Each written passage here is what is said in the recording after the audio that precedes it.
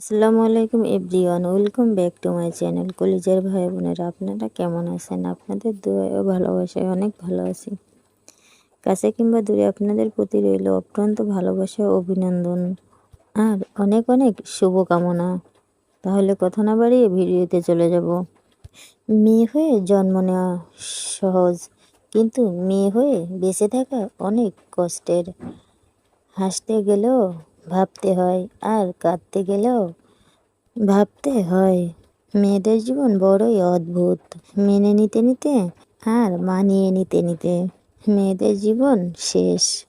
মেয়েদের চোখে যত সহজে অশ্রু নামে, ছেলেদের আকাশে তত সহজেও মেঘ জমাও নিষেধ।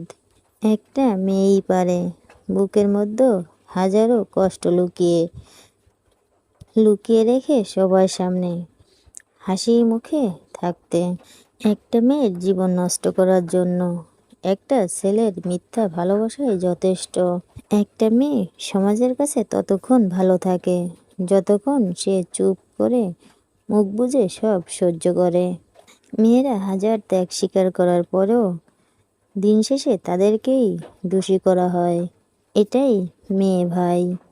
মেয়েদের মিথ্যা হাসির কারণ যদি কোনো পুরুষ জানতো, তাহলে কোনো মেয়েকে কষ্ট দেওয়ার আগে পুরুষের বুক কেঁপে উঠত। সব থেকে বড় পাপ এই পৃথিবীতে মেয়ে হয়ে জন্ম নেওয়া। একজন মেয়ের গোটা জীবনটা কেটে যায় মানিয়ে চলতে চলতে, সেটা শ্বশুরবাড়ি হোক কিংবা বাপের বাড়ি। নারীর অর্ধেক কষ্ট দেয় পরিবার, আর বাকি অর্ধেক দেয় সেই পুরুষ যাকে সে ভালোবাসে। মেয়েরা সত্যি অনেক বেশি ভালোবাসতে পারে, তার একমাত্র প্রমাণ হলো মা। মেয়েরা সারা জীবন দুটো জিনিস লুকিয়ে রাখে, নিজের ইচ্ছা আর নিজের কষ্ট। পৃথিবীর সব কিছু মিথ্যা হলেও মেয়েদের অশ্রু কখনো মিথ্যা হয় না, কারণ মেয়েরা খুব কষ্ট না পেলে কখনোই তাদের দামি অশ্রু ঝরায় না। মেয়েরা তাকেই বেশি ভালোবাসে যে তাকে সবচেয়ে বেশি কষ্ট দেয়। মেয়েরা সাধারণত নিজেদের পছন্দের জিনিস কাউকে দিতে চায় না, অথচ দিন শেষে এই মেয়েদেরই সব কিছু ছেড়ে চলে আসতে হয়। বুকে কষ্ট নিয়ে মুখে হাসি দিয়ে চলতে শুধুমাত্র মেয়েরাই পারে। মেয়েদের কষ্ট বোঝা এত সোজা নয়।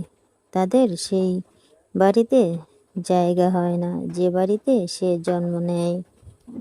মেয়েরা সামান্য কারণে কাঁদে, আবার সবচেয়ে কঠিন যন্ত্রণায় নীরবে সহ্য করে। সবাই বলে মেয়েদের কোনো বাড়ি হয় না, কিন্তু আসল কথা হলো তাদের ছাড়াই কোনো বাড়ি সম্পন্ন হয় না। মেয়েরা সত্যিই মিথ্যাবাদী, কারণ তারা শত কষ্টের মাঝে থেকেও সে যে কষ্টে আছে তা বুঝতে দেয় না।